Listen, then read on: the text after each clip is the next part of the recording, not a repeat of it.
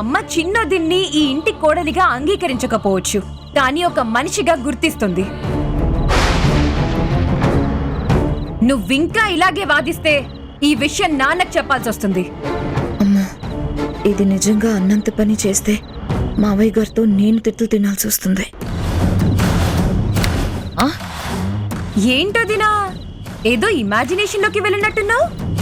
మా నాన్న కనిపించారా? సరేలే, ఎవరెలా పోతే నాకెందుకు? అత్తయ్య గారు కంటపడితే నిన్నెక్కడ తిడతారో అని కాస్త హెచ్చరించాను. నీకు తిట్లు తినడమే బాగుంటుందనుకుంటే తీసుకెళ్లి మీ వదినికి పెట్టు. నువ్వు పక్కకు జరిగితే నేను వెళ్తాను.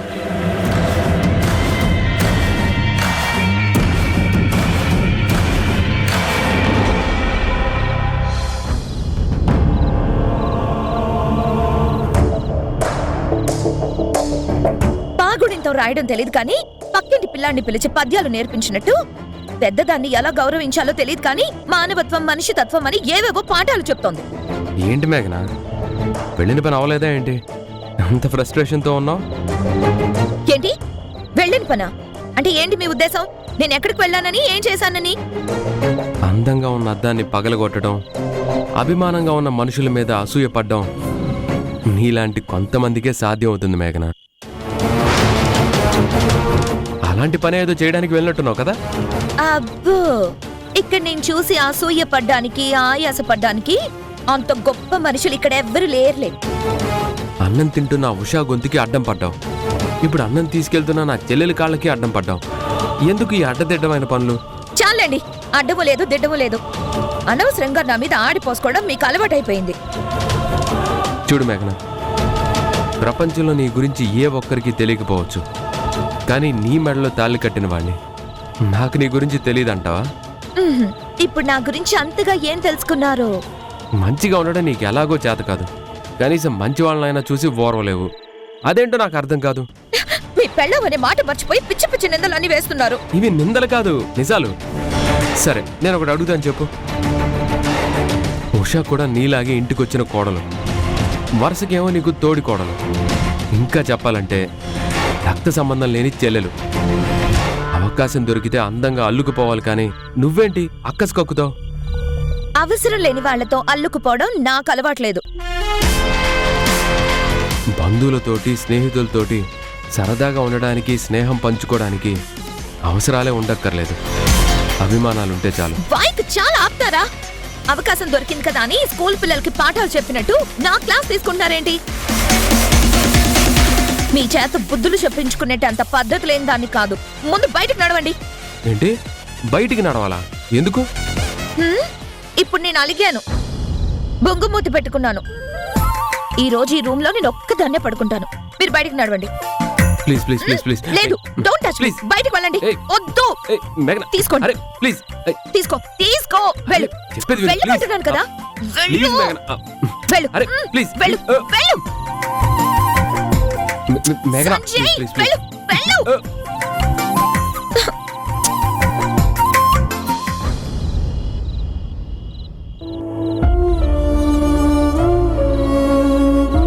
ఇంటికొచ్చిన కొత్త మనుషులకి పచ్చడి పప్పనమే అలవాటు అనుకుంటాను.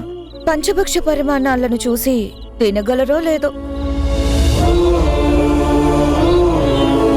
అయినా తింటున్న భోజనానికి విలువివ్వకుండా, కలిసి తింటున్న సాటి మనుషుల్ని గౌరవించకుండా ఇలా మధ్యలో లేచే అలవాటు మీ అమ్మా నాన్న నేర్పించారా?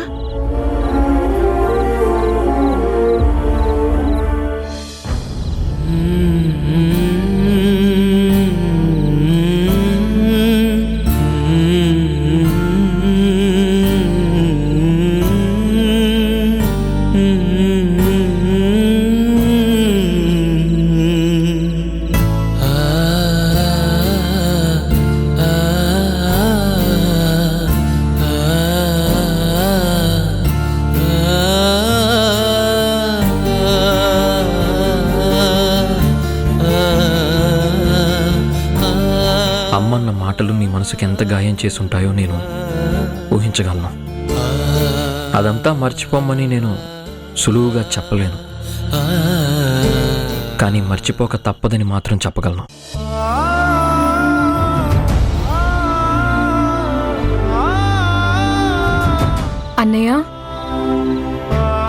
అమ్మన్న మాటలకి వదిన బాధతో భోజనం చేయలేదు. తను తినలేదని నువ్వు కూడా తినలేదు. అందుకే మీకోసం భోజనం తీసుకొచ్చాను. నాకు ఆకలిగా లేదు. నీకు ఆకలి లేకపోవటం కాదు, తినడానికి మనసు రావడం లేదు, అంతే కదా? ఇప్పుడు మనసారా తినే వాతావరణం లేదు. తిన్నా అది అరుగుతుందన్న నమ్మకమూ లేదు. వదినా, అమ్మా మేఘనా వదినా అన్న మాటలు గుర్తు చేసుకుంటూ బాధపడుతున్నావని నాకు అర్థమైంది. బాధుండొచ్చు, కోపముండొచ్చు, కానీ భోజనం మీద అలగకూడదు. మా అమ్మ ఎప్పుడూ ఒక మాట చెప్తూ ఉంటుంది, పస్తులున్న ఇంట్లో ఆస్తులుండొచ్చు, కానీ సంతోషం మాత్రం ఎప్పటికీ ఉండదు. ప్లీజ్ కాస్త తినోదినా. అన్నయ్య, నువ్వైనా వదిన చెప్పు. ఉషా, ఈ ఇంట్లో నిన్ను అభిమానించే మనుషులు లేరనే కదా ఇప్పటి వరకు నువ్వు బాధపడుతున్నావు. రేణు చూడు, నీకోసం భోజనం తీసుకొచ్చింది. నువ్వు తినకుండా పడుకుంటావని కంగారు పడుతుంది. దీన్నేమంటారు? అభిమానం అనరా? నీ మీదున్న ప్రేమనరా? ఈరోజు రేణు నీ మీద అభిమానం చూపించినట్టే రేపు అమ్మ కూడా నీ మీద అభిమానం చూపిస్తుంది. కాకపోతే దానికి కొంచెం టైం పడుతుంది.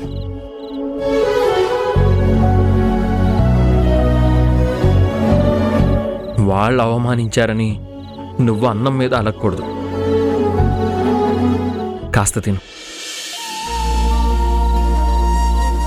అన్నయ్య అంత ప్రేమగా పెడుతున్నాడు కదా, తినోదినా.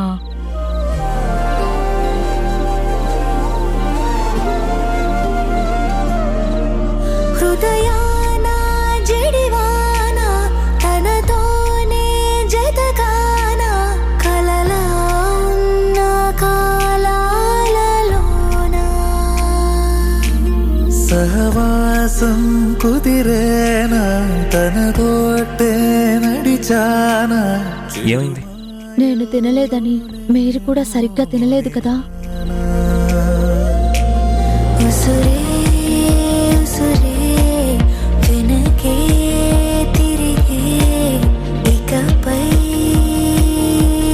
నీదేనా. ఉసురే ఉసురే వెనకే తిరిగే ఇకపై నీదేనా.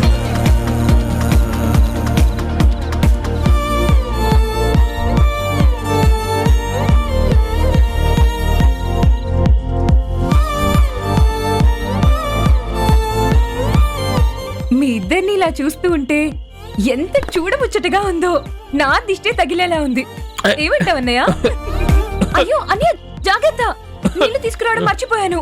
పర్లేదు, నేను తీసుకొచ్చాను.